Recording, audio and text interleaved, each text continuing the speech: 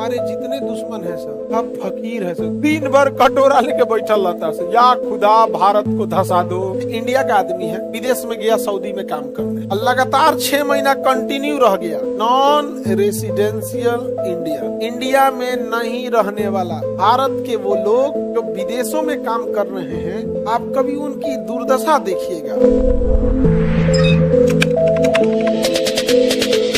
NRI क्या होता है? इंडिया का आदमी है, विदेश में गया सऊदी में काम करने, क्या करना है सऊदी में, लगातार 6 महीना कंटिन्यू रह गया। अच्छा, ये पता कैसे चलेगा कि 6 महीना कंटिन्यू रहा है, बीच में आया है कि नहीं? हाँ, पासपोर्ट पे मोहर लगा रहेगा। अरे वो तो एक दिन बता देगा कै बज के कै मिनट पे गए थे, नहीं समझ में आ गया? अच्छा, उधर कितना बजे उतरे थे यो बता देगा, क्योंकि जैसे उधर उतरे थे इमिग्रेशन वाला था कि डेट टाइम का मोहर मारा होगा, यो बता दिया होगा कि फ्लाइट में क्या घंटा लगा था। मतलब इसमें आप कोई वो नहीं कर सकते हैं। ये मत समझिएगा कि 140 करोड़ लोग रहते हैं, क्या पता चलेगा 10 गो हिल जाएगा। तब आप नेपाल हिलिए, तब आप क्या करिए, नेपाल है। वहां पे भी अगर गाड़ी लेके जाएंगे तो भंसा कटाना पड़ता है, रसीद होता है एक तो रसीद। वहां पे सीतामढ़ी आ लेंगे, रधाऊ धाम वगैरह, उसके आगे तो ये सब। हाँ, बांग्लादेश वाले तो ऐसे ही हिल जा रहा है, सब तो बांग्लादेशी सब लुंगी पहन के, नहीं समझ आ गया? Any problem? भारत सरकार को चावल, जूट और कपड़ा उद्योग को जहां जहां बांग्लादेश बेचता है वहां सस्ते दाम पर बेचना चाहिए अगले 2 साल 3 साल तक के लिए, तो पूरी इंडस्ट्री डूब जाएगी। लेकिन अगर आपका दुश्मन गरीब है तो आपको ज्यादा टॉर्चर करेगा, बस टाइम ज्यादा रहेगा। और अगर आपका दुश्मन अमीर है, कम टॉर्चर करेगा, टाइम ही नहीं है उसके बाद 20 गो काम ले ले। हमारे जितने दुश्मन है सब फकीर है सब, गरीब नहीं फकीर है सब। दिन भर कटोरा लेके बैठल रहता है। या खुदा भारत को धसा दो, अजब हाल है। दिन भर कटोरा लेके बैठल रहता है यहाँ पे, देख शराबते रहता है सर। अच्छा, चाइना अमीर है, ज्यादा खुचुर खुचुर वाला टेंशन चाइना नहीं करता, गरीब है, तो बहुत दिक्कत है। इन सब का इलाज है, हम ही लोग को दे दे भैया, आपको कुछ करने की जरूरत नहीं है। तो देखिए, हमारे यहाँ से बहुत सारे लोग काम कर रहे हैं, अगर कम से कम 6 महीने लगातार रह गया तो क्या हो जाता है? एनआरआई, नॉन रेसिडेंशियल इंडिया में नहीं रहने वाला। तो इसका मतलब ये नहीं कि इंडियन नहीं है, इंडिया में है, इंडियन है, इंडिया में नहीं रह। इससे फायदा, अगर एनआरआई सर्टिफिकेट मिल गया, टैक्स नहीं लगेगा। और बहुत अच्छा काम करते हैं भारत के वो लोग जो विदेशों में काम कर रहे हैं। भारत का ना ऑक्सीजन यूज कर रहे हैं, न यहाँ का प्रदूषण फैला रहे हैं, न यहाँ से सरकार से नौकरी मांग रहे हैं, न यहाँ से राशन कार्ड बनवाए हैं, न सड़क पे जाम लगा रहे हैं, न कुछ कर रहे हैं। चुपचाप बेचारे विदेश में बैठे हैं और यहाँ काम कर रहे हो। और काम कर कर उन लोगों ने, आप कभी उनकी दुर्दशा देखिएगा, अपने लिए बस इतना ही रखते हैं कि खा पी सके। फुल पैसा उठा के भारत में भेज देते, फुल पैसा उठा के वो लोग भारत में भेज देते, अपने लिए बस इतना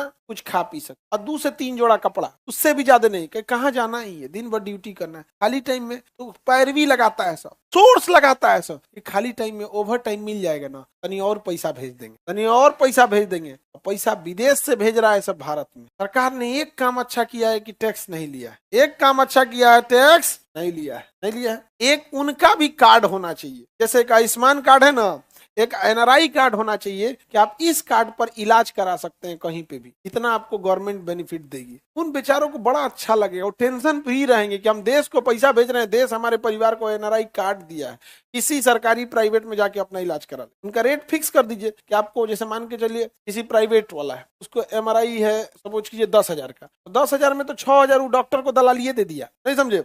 तो सरकार जब ऑफर देती है तो ऐसे नहीं करती, कहती है हम तुम्हें 3,000 रुपया देंगे, एमआरआई करके देना है तुमको, जो बोलेगा वही वाला करना है। उस भी कहता है कि भैया फ्री में ग्राहक आ गया, बिना दलाली दिए, ना डॉक्टर भेजा ना कुछ, कार्ड लेके आया, दिमाग से पैसा मिल जाएगा, क्या दे देते। उन्हें मिलना चाहिए कि नहीं मिलना चाहिए? कुछ नहीं जाता है। आप ट्रेन में बुक करके जाइएगा, पूरी ट्रेन भर जाएगी ना, तो उसमें 10 सीटें खाली रखी जाती, उसमें कुछ रखी जाती है सांसदों के लिए, 1-2 सीटें सांसदों के लिए, 1-2 विधायकों के लिए, पॉलिटिशियंस के लिए होती है। हम कहते हैं पूरी ट्रेन में उनकी सीटिंग कर दीजिए, एक एनआरआई कोटा रख दीजिए, ज्यादा नहीं, पूरा ट्रेन में 4 सीट है, पूरा पैसा देके जाएगा, वो पूरा का पूरा क्या करेगा, पैसा देके जाएगा। लेकिन जब पूरी सीट भर जाएगी तो उसमें एक ऑप्शन होगा, एनआरआई फैमिली के हैं, उसमें अपना एनआरआई नंबर लगेगा तो कहेगा हाँ 4 सीट भरा हुआ है। 4 सीट से कुछ होने वाला नहीं है, बट उनको जो दुबई में बैठ के सऊदी अरब के तपती धूप में गर्मी में चल रहा है ना, उसको लगेगा कि यार हमारा देश में ना 4 गो सीट रिजर्व है, हम लोग ट्रेन में पैसा लगता है पूरा, त्याग को दे सकते हैं, उनको नहीं दे सकते हैं। रेलवे स्टेशन के पास इतनी जमीनें होती हैं जिसका कोई हद नहीं। वेटिंग एरिया देखिएगा, क्लास 1 का अलग होता है, लॉन्ज अलग होता है। आपके पास क्लास 1 एसी फर्स्ट क्लास का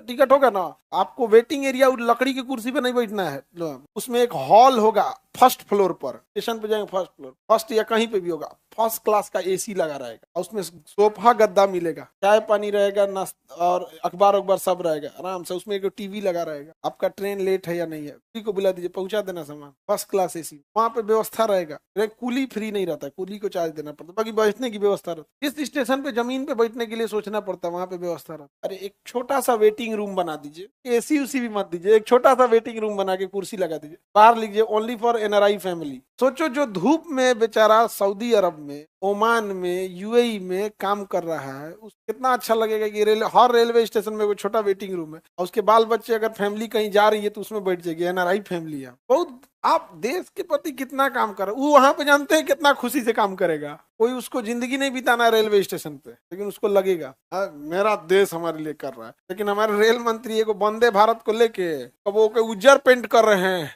कब उसको लाल पेंट कर रहे हैं, कब वो करिया पेंट कर रहे हैं। हमार वंदे भारत ऐसा लग रहा है बुलेट ट्रेन ले, 130 का एवरेज स्पीड है वंदे भारत, 130 एवरेज स्पीड 130। आप दिल्ली से वंदे भारत से पकड़िए जयपुर, और हम गाड़ी से चलते हैं दिल्ली से जयपुर, हम 4 व्हीलर से पहले पहुंचेंगे। हाँ 4 व्हीलर से हम पहले पहुंचेंगे, वंदे भारत बाद में पहुंचेगी। उससे तेज स्पीड में 4 व्हीलर चलता है दिल्ली मुंबई एक्सप्रेसवे पे।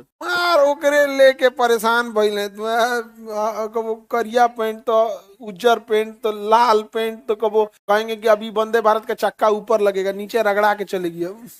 आगे बढ़े, किसी को दिक्कत? तो एनआरआई के लिए कितना दिन रहना है? इनके पास वोटिंग राइट होता है, इनके पास वोटिंग राइट होता है, ये वोट डाल सकते हैं। लेकिन हमारे ज्ञानेश भाई के पास उनके वोट कलेक्ट करने का कोई सिस्टम नहीं है। तो ज्ञानेश भाई को इस पे सोचना चाहिए कि हर देश के दूतावास में, हमारा दूतावास हर देश में है, हर देश के दूतावास में एगो ईवीएम मशीन लगा दीजिए। क्या लगा दीजिए? EVM machine. जिसको वोट डालने जाना है कोई बूथ जाने की जरूरत नहीं, आइए अपने दूतावास में, सुरक्षा की कोई दिक्कत नहीं।